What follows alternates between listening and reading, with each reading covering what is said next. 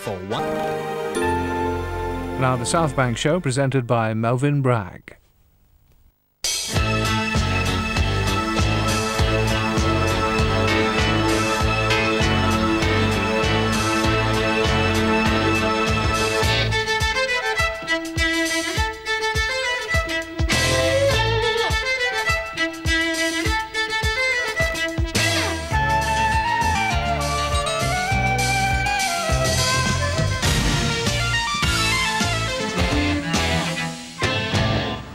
Hello. For years, Danny Kaye was magic for many cinema goers. Although one of a select company of American performers who crossed the Atlantic after the war to dazzle a starstruck and hungry British public, he stands out for a prodigious blend of talents that put him in a class of his own. His very versatility makes him hard to categorize. Was he a comedian, a dancer, a singer, or an actor? Or in later life, a humanitarian, a conductor, a pilot, or a chef? He was all of them. He always proudly referred to himself as an entertainer. I wasn't born stupid, he said. It took work to get this way. His was an intense professionalism that passed itself off as inspired spontaneity, his own brand of scat rap, and a degree of audience communication that's rarely been equalled. For years, he called this theatre behind me, the London Palladium, his home. Ken Howard's film gives us the first profile of the man who became Walter Mitty and Hans Christian Andersen, but always remained nobody's fool.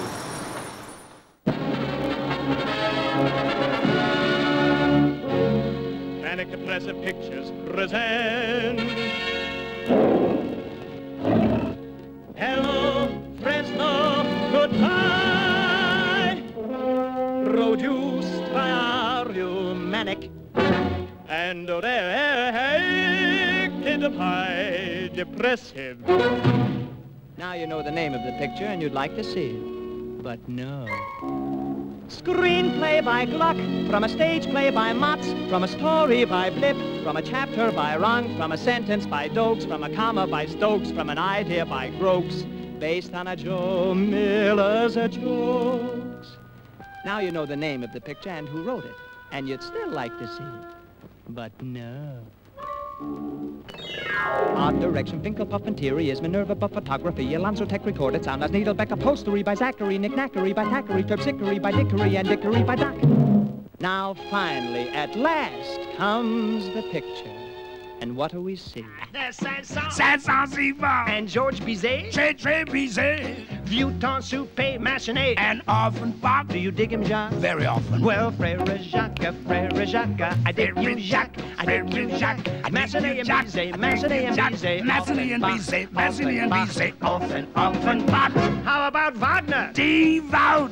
And Haydn? Who? Joseph Haydn. Who? Haydn. Well, let him come out. Paganini. Rossini. Toscanini. Puccini. Khachaturian. Gesundheit. Thank you. And what's his name? Mr. Beatley. And you know that cat? Skeetley.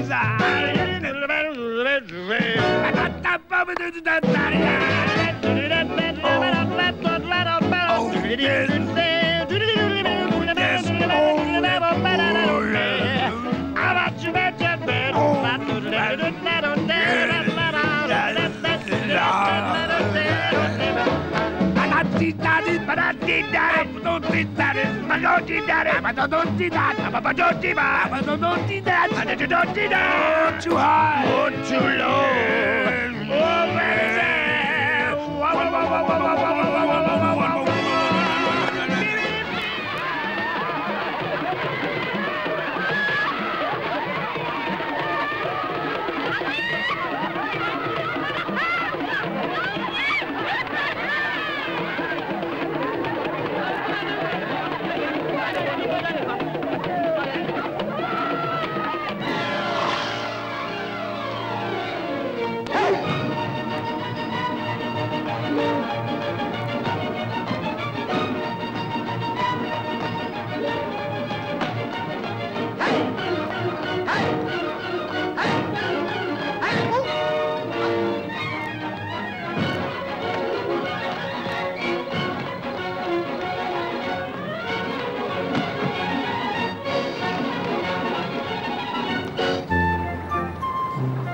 I think I benefited from being born and raised in Brooklyn. That was one of the most cosmopolitan neighborhoods. And that was one of the great joys about it. It's where you learned you didn't dislike anybody because he was an Italian, a Jew, or an Irishman, or what else. We also have, on the other side of the coin, we have a bad bunch of fellas, gangsters. We had shootings in the street. My father, Jacob Kaminsky, was a simple tailor, and pleased to be one. When I was 13, my mother died. Danny was a student at the same school with me. We did our homework together. You should know from it. We never understood what the homework was. We were laughing and laughing and laughing. That's all we did. So they sent for a witch with a terrible twitch to ask how my future impressed her. She took one look at me and cried, hee, hee, hee, hee, hee, hee, hee, hee. What else could he be but a jester? Danny worked at a store that dispenses ice cream cones. He put so much stuff into the class, he couldn't get it out. They found out what he was doing, they fired him. He worked for an insurance company, and he made a blooper, a real big mistake. I don't think he worked there more than a day, out on his ass. I ran away from home for the simple reason that I was bursting with curiosity about the world outside of Brooklyn. I talked a pal of mine, Louis Eisen, into going along. We both had an ear for music. We loved melodious tunes. And we used to sing, and when we sang, we called ourselves the Harmony Kings, also Red and Blackie. I was about 12 when Danny arrived with his pal, Lou Eisen, and they were a harmony team. And when they came to White Road, they continued to sing together.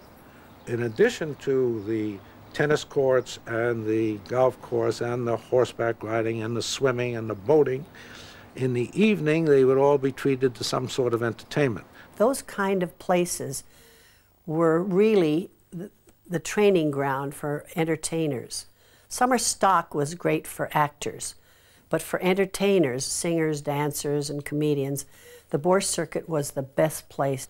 The first time I ever saw Danny, all the people in the camp were crowded onto that front porch or around it, and he was going insane, just insane, doing all these crazy, crazy things and making them laugh so hard. He was a tumula. Somebody say at the edge of a pool, they push him into the pool. That sort of thing, that's a tumula. Or fall into the water, you know. Have his finger up his nose and fall into the water. Tumula. I think people thought he was discovered years later and that he'd suddenly gotten great, but he was always great. By 33, he was, of course, the leading act at the hotel. We had a dance team, and they thought it might be fun to include Danny in some of their numbers, and realized that he was a natural dancer. And they taught him to dance. By the end of the summer, they were good enough to be signed up by the Marcus show. Marcus was getting ready to go to the Orient, and he needed a dance team. The act was called Harvey, Young, and Kaye, and they started off as a serious act, but then something happened that Danny fell or slipped, and when the audience laughed, then he was a comedian from then on. Every country we went into, he had to learn something in their language so he could say it on stage, and then the audience would always die laughing. Danny had to be funny in Korea. He had to be funny in Japan to audiences who didn't understand English. So that man really learned his trade. This gibberish way that he would talk, and people would look at him like, they say, what in the world language is that? German. Was haben Sie ausgehalten, das Kneipe de haben, das Schmerzen wie die Hölle, Knöllschmerzen, das Kneipe de haben, haben Sie geflummt wie die Halm mit Walzgeil, hast du geflummt, das Malze die Knöll wie die Hülsen? He was smart enough to know that he had to get out away from that show. And we all had a big party for him. and he left us. For a jester's chief employment is to kill himself for your enjoyment, and a jester unemployed is nobody's fool. Danny may have thought he was a budding star in the Orient. When he got back to New York, he was anything but. In fact, he was a man without a job, without a dollar too, because his father used to have to give him the odd dollar bill. But he did get one job, which was working with an exotic stripper called Sally Rand, holding her fans in very strategic positions, until one day a blue bottle settled on his nose and Danny lost his fans and then lost his job. He was lucky, though. Henry Sherrick, who was a very well-known London impresario, came to him and said, "How would you like to come to London? Play at the Dorchester Hotel." He was working with a fellow called Nick Long, but neither of them were much good. In fact, Danny said, "It was a disaster. It was pathetic. It was incongruous. It was pitiful. It was shattering. It was stunning. It was debilitating. It was thought-provoking. And it was bloody awful." One of the first times I ever worked with Danny was in the Astoria, where they made shorts. Before the big movie, there'd be the newsreel and then a comedy. Ha-ha, a short.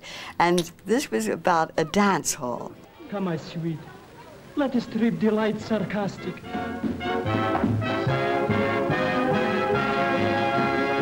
Tickets, please. Tickets? Tickets? Stop bothering me for tickets. I can picture us both, my darling. Yes, gliding down the river together. Music being played by gypsies. The boat being pulled by vulgar boatmen. I don't like vulgar boatmen. I like nice people. I must say I loved doing them. They were fun. They were fun to do. And you did work with awfully good people. And of course, Danny was marvelous. Do you know there are 3 women to every man in the world? Look, darling, no horse in play. And if a girl wants a man, she has to stand up and holler, "Gimme!" Look, my little owl. Who's teaching this loving? You or me? The film cameos led nowhere, and Danny was soon back in a small-time satirical revue put together by an ex-Borscht Belt director, Nat Lichtman. And then, one day, he brought in this very kind of shy, quiet lady who sat down at the piano and started to demonstrate this material. And I was standing on the other side of the room, and I'm not kidding, this is the absolute truth. I saw Danny go, "I know you. You used to work at my dad's dental practice when you were 14. Then Sylvia started to play this little song.